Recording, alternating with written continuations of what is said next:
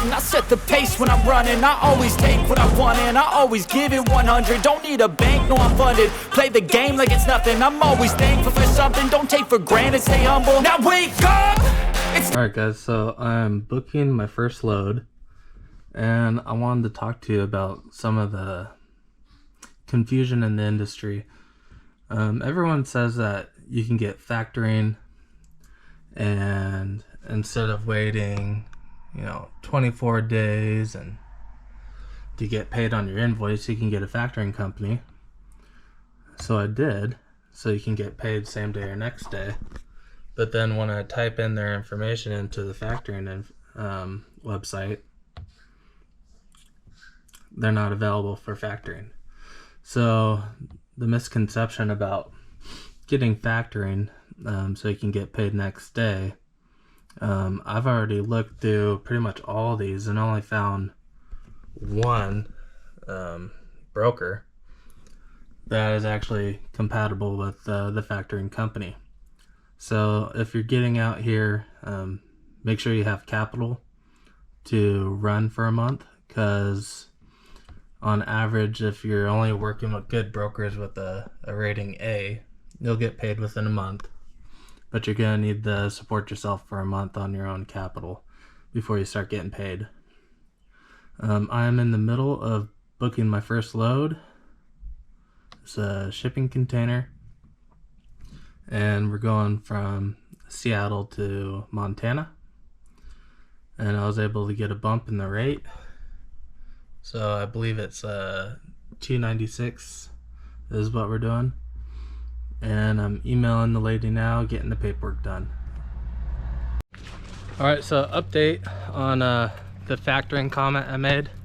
So right after I posted or made that video, Nick from Truckstop, my factoring guy, great guy, he called me up and we were chatting, and I was letting him know, I was like, man, it's a little disappointing that I gotta front the costs for these loads and wait 20 plus days to get paid on my invoice. And I was telling him that I looked up all the brokers and only one of them was compatible. And he asked me how I was doing the filter, how I was searching to see if they're factorable. And on their website, it says the brokerage name, MC number, and phone number. Now, Nick told me you only enter one column. So most common is the MC number. But on the website, it wasn't very clear. There was nothing in there that says only enter one column. So I assumed you had to enter all three. And when you enter all three, it gets confused and gives you no results. So luckily, I looked it up again on the phone with them.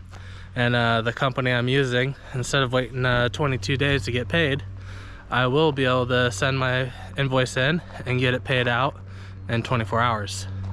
Now that I have my load booked, have my load confirmation, all that stuff, the weather has changed a little bit. It's warmed up. So I went ahead and went around on the truck tires and brought all the tires down to 80 psi. I noticed when I went to the scales and was towing the trailer, the tire pressure was about 88 psi, which isn't horrible, but this is my first trip. So I'm actually gonna take my car, because it's more fuel efficient obviously, and go check my tire pressure on my trailers. Now I'm assuming that the tires are at 120 psi, but I've never checked them, so I'm kind of going out on a limb and I'm hoping they're already at 120 or higher so I can bring it down the 120 or maybe 115, because there's going to be a lot of weight on those tires and they'll get hot really fast and the PSI will build up. So I'm just going to run down there with the tank while the weather's nice. And the next couple days the weather's supposed to be like this, but with on and off rain all day and all weekend. So I'm gonna take advantage of this nice weather and run over there and do that. Yeah, that's all I got for now. Tomorrow I'm gonna call the contact. It is a storage container. I'm gonna call them and see if I need any special instructions when I arrive there. Do I need to check in somewhere? Is there a certain way or a certain road that I should take to get in for ease of use, to get in and out? And also, I don't have any dunnage yet, so I need to find out, do I need to get some dunnage? Because they said they're gonna use a forklift to load and unload the storage container. So those are the only other questions I have right now about the load. It's paying 1,800 bucks, going 560 miles. So it's not great, but there's like literally nothing on the boards, guys. I don't know what people are talking about. There's no trucker shortage. There is like nothing on the boards, and the stuff that's on the boards is just so bad. I'm seeing 80 cents a mile, $1 a mile. I filter all that stuff out. I don't even want to see it. It's depressing. And maybe a bunch of partials. You know, I haven't even looked into trying to do partials, but with gas prices now, the deadhead, and I live in, you know, the Seattle area. Traffic is so bad all the time. The roads are horrible. Nothing's really easily able to get in and out with a semi truck or, you know, equivalent size and capacity. So I'm not really too excited about making multiple stops and multiple drops. To me, that's just more headache. I'd rather pick up a decent paying load where I'm making money and drive for a day or two and drop it off. For me, that's just a lot less stress, and I don't need a bunch of stress, but I may have to look into the partial gang. But as of right now, I'm looking in Montana because that's where I'm going, and there's nothing out there. What I'm seeing on the boards is it's really hard to plan a trip and book multiple loads for that trip because no one's posting anything until the day of. So there's a lot of stuff popping up, but they want it now. There's not a lot of stuff on the board where it's like, oh, you could pick up in 3 days or next week. It's not very common. I thought it would be, but it's not. So I'm learning a lot. I'm hoping you guys are learning with me. It's not all sunshine over here in the Hotshot community like a lot of the YouTubers make it seem. They make, you know, it's all edited, so it looks like they're going from one location to another and just moving constantly and making money. Or at least, I don't know, some of them are just breaking even. Some people are picking up loads that are so bad they're not even making money, and they even admit it in their videos. So yeah, that's a lot. If you got any comments for me, let me know below. Like the video, hit the notification bell, hit all so you get all of my notifications. Otherwise the algorithm and YouTube isn't going to share that with you. All right, I'll catch you when I got another update. Remember what I said about it being nice? Well, only you know, 15 minutes later and, you know, 20 miles away, now it's raining. So the struggles of living in Washington. I'm sure you guys get this kind of mood, behavior, weather, you know, in other states as well, but that's just really frustrating when you're trying to get stuff done and you're not wearing a coat and all that stuff, not prepared. But I'm gonna suffer through it and get these tires checked, and so we're ready to go, and we'll get the bags packed. I got my food packed, so just trying to make sure I have all my ducks in a row, so when I hit the road Monday morning I can leave, and leave comfortably for a week or two, or hopefully more. Alright, so an update. Just got done changing the tire pressure on the trailer. So the outside tires on the trailer, super easy, real easy to get to. They're at 130 psi.